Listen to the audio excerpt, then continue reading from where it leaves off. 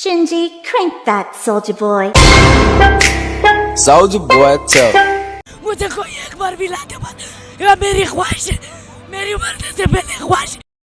ओह God एक बार दिला दे। छिबियो आज से 2 महीने पहले, आज 19 अक्टूबर है, 19 अगस्त 2 महीने हो गए भाई। मैंने जानबूझ के नहीं किया यार, 2 महीने सच में हो गए। तो 2 महीने पहले मैंने आज से एक वीडियो निकाली जिसमें मैंने एक्सप्लेन किया था कि किस तरीके से फेक हिंदी डबिंग की न्यूज़ फैलाई जा रही है। और जो वो न्यूज़ है फेक हिंदी डबिंग की, वो न्यूज़ किसी और की नहीं, टोक्यो रिवेंजर्स की है। और उसी न्यूज़ के साथ हमारी स्पाई एक्स फैमिली भी इन्वॉल्व है, पर उसके चांसेस बन रहे थे और टोक्यो रिवेंजर्स के चांसेस कम थे। पर आज जो मेरे हाथ न्यूज़ लगी है, आज जो मेरे हाथ अपडेट लगी है, उसने पूरा पासा ही पलट दिया है, क्योंकि जो मेरी पिछली न्यूज़ थी उसी को इसने कॉन्ट्राडिक्ट कर दिया है। सो व्हाट्स अप एनीमे का full form all nots having interest in mature entertainment. तो मेरे पापा छिबियो कैसे हो? तुम्हारे मैसेज आ रहे हैं, तुम्हारे चैट्स में पढ़ रहा हूँ, तुम सबके कमेंट्स भी पढ़ रहा हूँ, मैं जानता हूँ। पर तुम जो ये वीडियो समझ रहे हो ये वो वीडियो नहीं है। मैं जानता हूँ, तुम्हें जानना है कि इस सीज़न, इस फॉल के सीज़न में क्रंचरोल क्या क्या डब करने वाला है, उसके बारे में उसने लिस्ट नहीं निकाली है। तो चल के आ रहा है बैकएंड में, तो मुझे कुछ टाइम दो, संडे तक वो वीडियो आ जाएगी और मैं तुम्हें पूरा के पूरा एक्सप्लेन करूंगा कि चल के आ रहा है क्रंचीरोल के अंदर। पर आज की वीडियो में फोकस करते हैं कि टोक्यो रिवेंजर्स और स्पाइक्स फैमिली का सिचुएशन क्या है, क्या सच में डब हो रहा है या ये मजाक है या फेक हिंदी डबिंग का टैग मैं सच में लगा दूं। सो वीडियो को पूरा देखना, एंड तक देखना, बिना टाइम को बर्बाद किए, बिना टाइम को वेस्ट किए। Let's get into this video. If you have something to say, then just spit it out already. आई को शेट ठोक दीजिए, महाकाल का दबा के लाइक शेट ठोक दीजिए। Te preocupação, ele te bota, soca, soca, soca, soca, soca, soca, sem ter preocupação.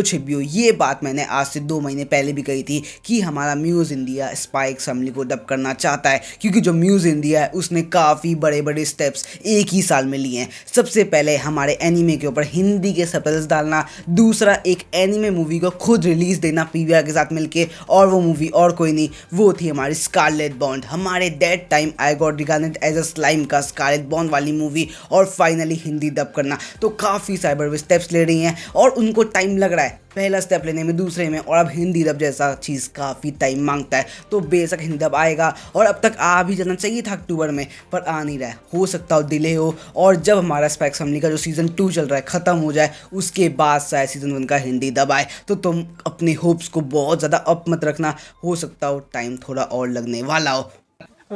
पर आज का मुद्दा कभी भी स्पाइक्स फैमिली मेरा था ही नहीं। आज का मुद्दा मेरा टोक्यो रिवेंजर्स था, क्योंकि टोक्यो रिवेंजर्स की वजह से मुझे गालियाँ पड़ी, लोगों का मुझ पे से विश्वास उठ गया, लोगों को लगा मैं झूठ बोल रहा हूँ, क्योंकि किसी एक डबिंग आर्टिस्ट ने निकल के ऐसा बोल दिया अपने इंस्टाग्राम अकाउंट से कि वो डब कर रहा है टोक्यो रिवेंजर्स। तो वो कर रहा है तो दिक्कत क्या है? फेक हिंदी डबिंग न्यूज़ वो होती है जो फैलाई गई है, और वो इसलिए फैलाई गई है ताकि तुम लोग विश्वास करो। और वो न्यूज़ सिंपल ये थी कि क्रंचीरोल टोक्यो रिवेंजर्स डब कर रहा है, पर जिसने वो न्यूज़ दी कि वो टोक्यो रिवेंजर्स को डब कर रहा है, उसने कभी कहा ही नहीं कि वो क्रंचीरोल के लिए डब कर रहा है। तो मेरी न्यूज़ गलत कहाँ से हो गई? हो सकता है तो रिवेंजर्स डब हो रही हो सकता है वो बंदा डब कर रहा हो सकता है ये बात सही भी हो, पर वो क्रंचीरोल के डब कर रहा है, क्या हाँ है उसमें, क्या सही है वो? क्योंकि आज के समय पे जो डबिंग इंडस्ट्री है वो अंदर से हिली पड़ी है। जो डबिंग आर्टिस्ट हैं, जो राइटर्स हैं, जो एडिटर्स हैं, उनको पता ही नहीं है वो किस इंडस्ट्री के लिए काम कर रहे हैं, क्योंकि सोनी, ये cartoon network, Netflix, Crunchyroll, PVR, सब लोगों ने एनीमे की डबिंग करवाई है। और आज के समय में किसी को पता ही नहीं हो किसके साथ काम कर रहा है, क्योंकि आधे से ज़्यादा लोग फ्रीलांसर्स हैं,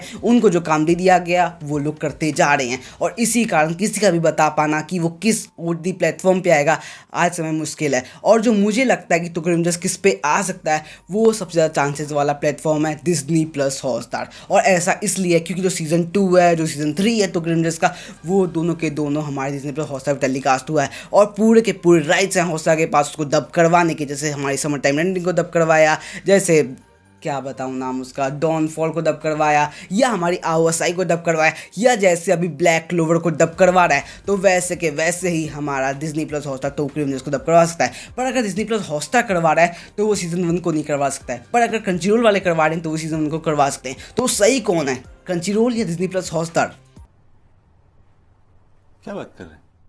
अगर मैं ट्रेंड देखूं तो क्रंचीरोल जैसा बंदा कभी भी सीजन 1 को डब नहीं करवाता है, ना ही विनलैंड सागा का, ना ही रेंट अ गर्लफ्रेंड का है, ना ही मासामुने कुन का, ना ही होरी मिया का, किसी का भी सीजन 1 आज तक डब नहीं हुआ। तो मैं ये नहीं मान सकता कि क्रंचीरोल का सीजन 1 डब करवा रहा है। पर अगर वहीं पे केस डिज्नी प्लस हॉटस्टार का है, उसका सीजन 1 है ही नहीं, तो वो सीजन 2 और 3 को एक साथ डब करवा के रिलीज करवा सकता है, क्योंकि वो ऐसा बंदा नहीं है जो वीकली डाले। उसके पहले से ही प्रेशर है ब्लैक क्लोवर को डब करने का, 170 एपिसोड की ब्लैक क्लोवर को डब करने का, प्लस वो अभी वापस से टोक्यो रिवेंजर्स को उठा रहा है। मुझे नहीं पता ऐसा क्यों कर रहा है डिज्नी, पर उससे काफ़ी ज़्यादा सब्सक्राइबर्स की ज़रूरत पड़ रही है, क्योंकि काफ़ी सारे लोगों ने पिछले 3 महीने में डिज्नी को छोड़ दिया है। और डिज्नी की जो बात है वो बात जियो तक भी पहुंच गई है, और जियो और डिज्नी बहुत जल्दी टाइप करने वाले हैं। मतलब तुम्हें जियो सिनेमा पे भी एनीमे देखने के चांसेस बढ़ने वाले हैं। मतलब तुम ये सब छोड़ो, तुम ये सोचो कि अब आएगी किस पे टोक्यो रिवेंजर्स। तो जो सबसे ज़्यादा चांसेस है, जो सबसे ज़्यादा बेट में जिस पे लगाना तैयार हूँ, वो है डिज्नी प्लस हॉटस्टार। हो सकता हो बाय चांस 1-2% कि हमारा टोक्यो रिवेंजर्स को लेके कंट्रोल सीरियस है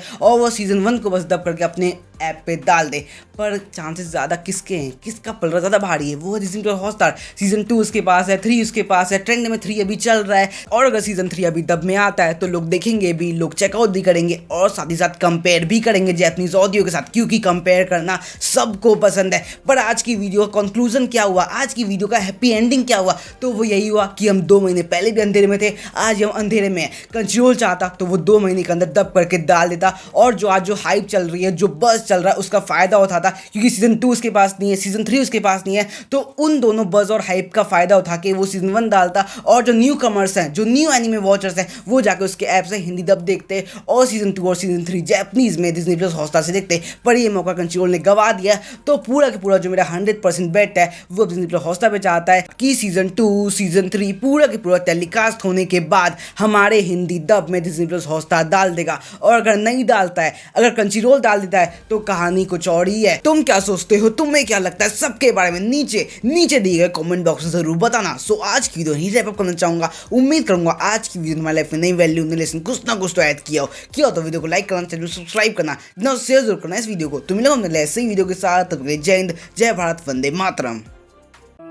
曖昧な言葉なんかじゃ何一つ叶わない